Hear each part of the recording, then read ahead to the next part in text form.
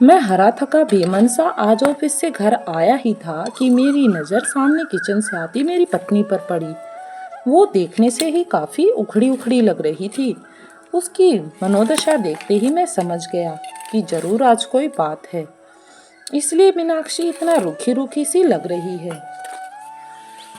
मैंने हाथ मुंह धोए इसलिए मैंने उससे तौलिया मांगा।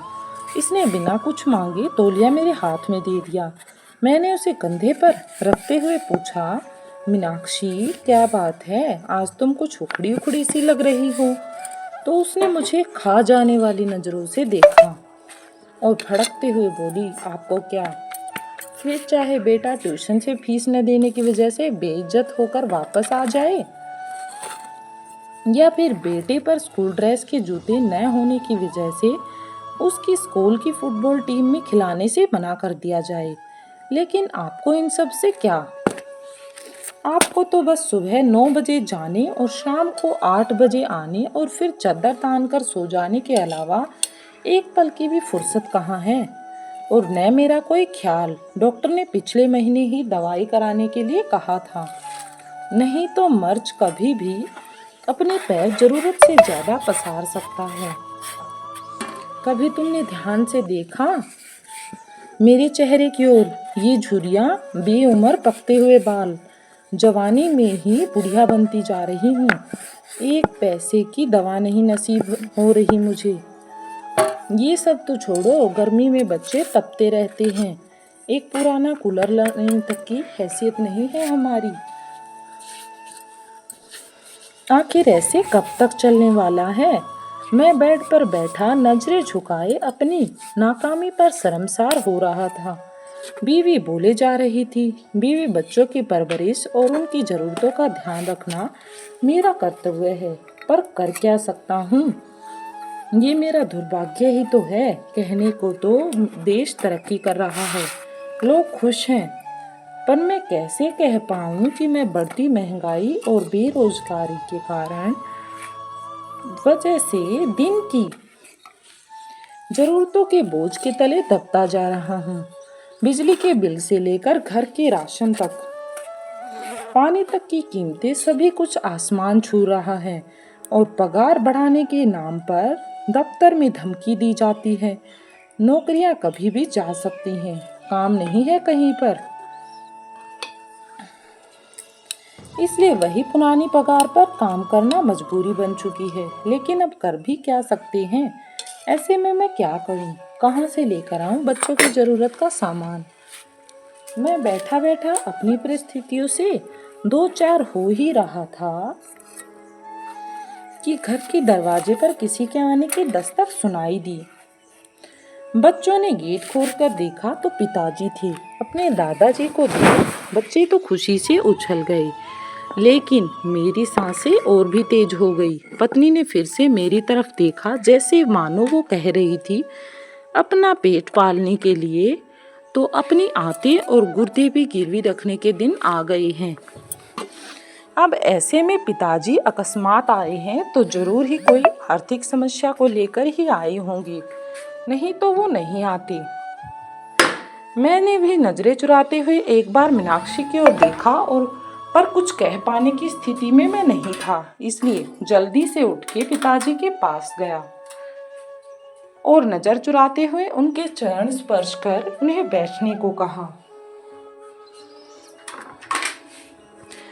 मीनाक्षी ने उन्हें चरण बंदन किया और खाना खाने के लिए कहते हुए किचन में चली गई। अब मैं और भी अकेला महसूस कर रहा था। मीनाक्षी तो मुंह छुपा के किचन में जा चुकी थी। मुझे डर था पापा कहीं पैसे की कोई बात न कर दें, इसलिए मैं जल्दी से बच्चों को बुला के उनके पास किया और खुद वापस कमरे में चला गया। पिताजी भी मुझे जाते हुए देख रहे थे। अब पिताजी ऐसे चुपचाप मुझे जाते हुए देखकर कुछ न बोले। मैं किचन में आया तो मीनाक्षी ने कहा, पिताजी जरूर ही किसी आर्थिक मदद की आस करके आए होंगे, ऐसे में इन्हें हम ही याद आते हैं। बड़े बाले भाई साहब को कोई याद ही नहीं करता। हम कैसे पूरा करें सब कुछ? देने के नाम पर उनका नंबर आता है और जब कोई ज़रूरत हो तो सब लोग हमारे यहाँ आ जाते हैं। वैसे तो ये शब्द मीनाक्षी कभी नहीं बोलती, पर इस बार उसके घर की तंगहाली इस लेवल तक आ गई है कि उसे मरने के लिए अगर जहर खरीदना हो तो उसके लिए भी उसके पास पैसे नहीं हैं। ऐसे में वो क्या करे? पैसे का इंतजाम कहाँ से करे जब उसके पास पैसे हैं ही नहीं? एक तरह मीनाक्षी लगातार मुझे बोले जा रही थी और दूसरी ओर मैं था जो कुछ पाने में समर्थ नहीं था। अतः मैंने मीनाक्षी को चुप रहने के लिए कह दिया। आखिर मेरे पास और कोई तरीका भी नहीं था। तुम शांत हो जाओ, कुछ भी करके कल मैं तुम्हारी दवाई और बच्चों की जरूरत का सामान ला दूंगा। पर अभी के लिए पिताजी का मान रखो। उनके सामने घर में कलेश करने की आवश्यकता नहीं है। उनकी मान मर्यादा के खिलाफ कुछ न बोलो। मीनाक्षी समझदार थी, पर उस पर आर्थिक तंगी का बुखार चढ़ा हुआ था। कितना सहन करती बेचारी, इसलिए वो भी बेकाबू थी। कहाँ से लाओगी? भीख मांग के या फिर खुद को बेच कर? और रास्ता भी क्या है तुम्हारे पास अब?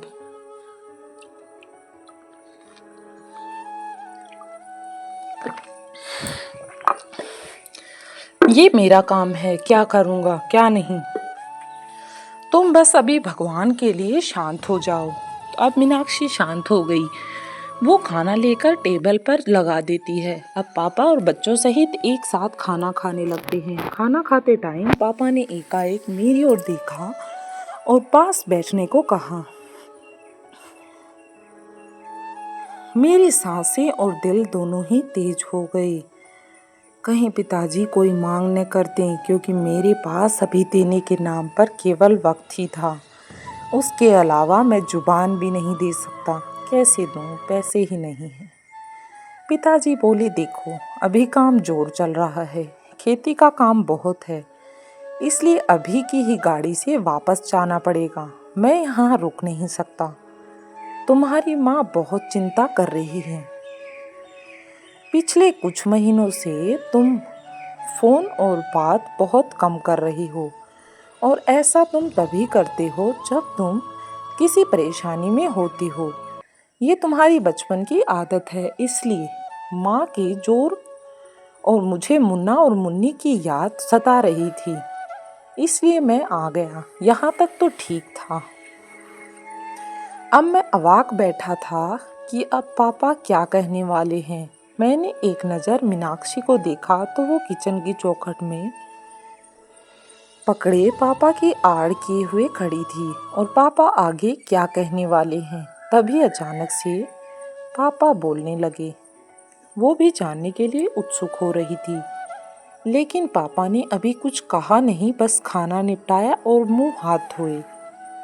और फिर मुंह हाथ धोने के बाद वो अपने कुर्ते की जेब में हाथ डालते हुए एक नोटबुक की गड्डी निकाली और मेरी ओर बढ़ा दी।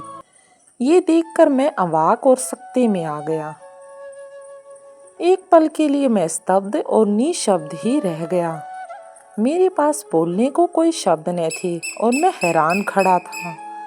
पिताजी ने कहा, अरे पकड़ो भी भाई, अब इतने बड़े भी नहीं हो गए हो कि हमारी दी हुई आशीर्वाद को भी ग्रहण न कर सको। वैसे भी इस बार फसल अच्छी हो गई थी, इसलिए कोई दिक्कत नहीं आई। और अब उन्होंने मीनाक्षी की ओर इशारा करते हुए कहा, बहू का और बच्चों का ख्याल रखना। देखो कितनी कमजोर हो रही है, और अपना भी ध्यान रखना। उन्होंने पैसे मेरे हाथ में रख दिए और वे वापस जाने लगे।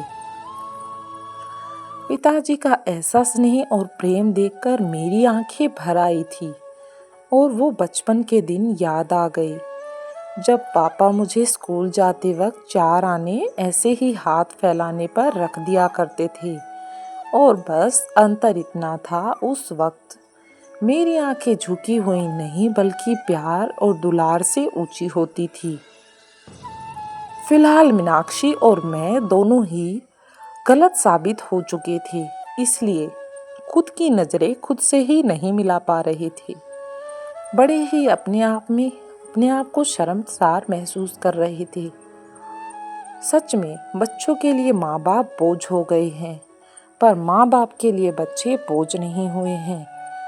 वो हमेशा उनका ध्यान रखते हैं और उनकी देखभाल करते हैं। पोस्ट अच्छी लगी हो तो दोस्तों के साथ भी शेयर करें और वीडियो को लाइक करें।